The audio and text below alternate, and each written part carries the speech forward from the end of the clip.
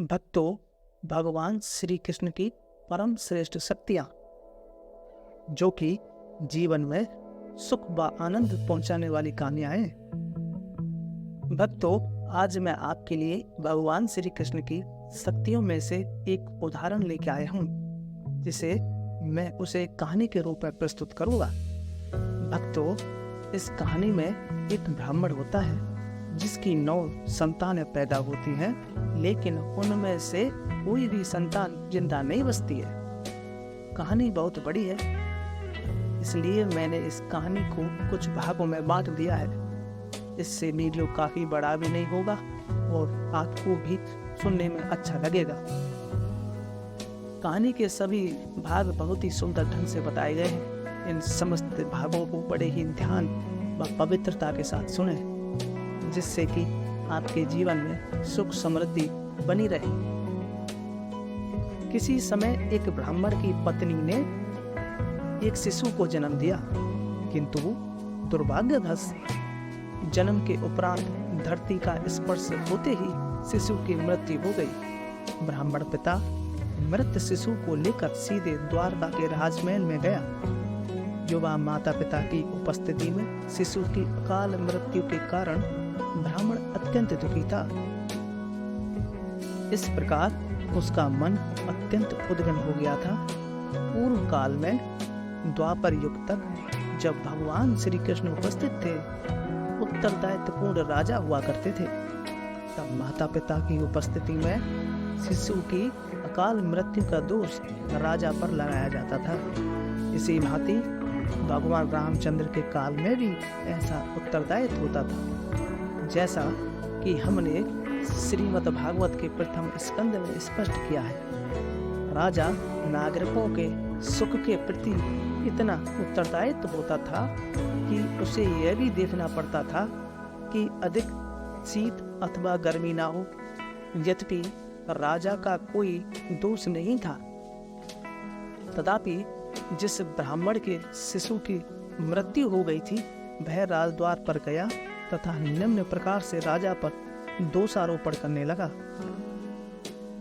ब्राह्मण ने राजा पर छत्र बंधु होने का आरोप लगाया। यह शब्द ऐसे व्यक्ति के लिए प्रयुक्त होता है जो क्षत्रिय परिवार में अथवा राज परिवार में उत्पन्न हो, किंतु राजकीय व्यक्तित्व के गुणों से रहित हो। राजा का कर्तव्य है कि वह ब्राह्मण संस्कृति की रक्षा करे तथा नागरिकों के कल्याण के प्रति अत्यंत सतर्क रहे। भौतिक सुखों के प्रति के कारण उसे लोभी नहीं होना चाहिए। इस प्रकार उस ब्राह्मण ने राजा पर आरोप लगाया कि राजा की अयोग्यता के कारण उसके नवजात शिशु की मृत्यु हो गई। ब्राह्मण ने इस बात को अत्यंत अस्वाभाविक रूप से लिया और इसी कारण उसने राजा को उत्तरदायी ठहराया। ब्राह्मण के द्वितीय व तृतीय शिशु भी मृत उत्पन्न हुए। उसके 9 संतानें हुई तथा प्रत्येक मृत उत्पन्न हुई। प्रत्येक बार वह राजा को दोष देने राजमहल के द्वार पर आया। जब 9वीं बार ब्राह्मण द्वारका के राजा को दोष देने आया, तब श्री कृष्ण के साथ अर्जुन भी उपस्थित थे। यह सुनकर कि वह ब्राह्मण राजा पर उसकी उचित प्रकार से रक्षा न किए जाने का दोषारोपण कर रहा है, अर्जुन को जिज्ञासा उत्पन्न हुई तथा वे ब्राह्मण के समीप गए।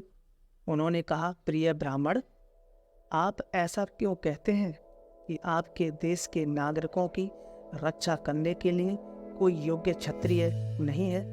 क्या कोई ऐसा भी नहीं है जो क्षत्रिय होने का दिखावा कर सके, जो रक्षा करने का प्रदर्शन करने के लिए धनुष बाण उठा सके? तथा क्या आपके विचार में इस देश के समस्त राजपुरुष ब्राह्मणों के साथ केवल यज्ञ करने में संलग्न रहते हैं और उनमें शूरवीरों का शौर्य नहीं है? अर्जुन ने फिर कहा, प्रिय ब्राह्मण देव, मैं वचन देता हूँ कि आपकी संतानों की रक्षा मैं करूँगा तथा यदि मैं ऐसा ना कर सका तो मैं प्रज्वलित अग्नि में प्रवेश कर जाऊंगा, जिससे कि मुझे दूषित करने वाले पापों का निराकरण हो जाएगा। अर्जुन को इस प्रकार कहते हुए सुनकर ब्राह्मण ने उत्तर दिया, प्रिय अर्जुन, भगवान श्री बलराम उपस्थित है, किंतु वे मेरी संतानों को सुरक्षा प्रदान न कर सके। भगवान श्री कृष्ण भी उपस्थित हैं, किंतु वे भी उनकी रक्षा न कर सके। अन्य वीर धनुर्धर जैसे प्रद्युम्न तथा रुद्र भी हैं, किंतु वे मेरी संतान की रक्षा न कर सके। ब्राह्मण ने सीधा संकेत किया कि जो बात श्री भगवान के लिए भी असंभव थी, उसे अर्जुन नहीं कर सकते थे। उसे अनुभव हुआ कि अर्जुन अपनी शक्ति से बाहर की बात का वचन दे रहे थे। ब्राह्मण ने कहा, आपके वचन को मैं एक अनुभवहीन बालक के वचन के समान मानता हूँ। मैं आपके वचनों पर विश्वास नहीं कर सकता। तब अर्जुन को बोध हुआ कि ब्राह्मण क्षत्रिय राजाओं में समस्त विश्वास हो बैठा है। अतएव उसे प्रोत्साहित करने के लिए अर्जुन ने इस प्रकार से कहा जैसे कि वे अपने सखा भगवान श्री कृष्ण की भी आलोचना कर रहे हों। जब भगवान श्री कृष्ण व अन्य लोग सुन रहे थे, तब अर्जुन ने यह कहकर श्री कृष्ण पर विशेष रूप से आघात किया, प्रिय ब्राह्मण देव, ना तो मैं संकर्षण हूँ, ना श्री कृष्ण, ना ही प्रद्युम्न तथा अनिरुद्ध के समान मैं श्री कृष्ण का पुत्र हूँ। मेरा नाम अर्जुन है तथा मेरा धनुष गांडीव है। तुम मेरा अपमान नहीं कर सकते, क्योंकि वन में जब हम दोनों आखेट कर रहे थे, तब मैंने अपनी कुशलता से शिवजी से युद्ध किया था।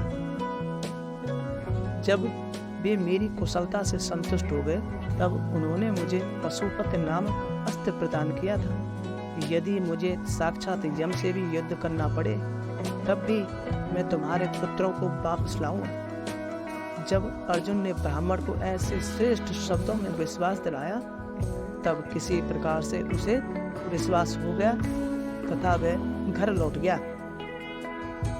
दोस्तों, आज के लिए इतना ही।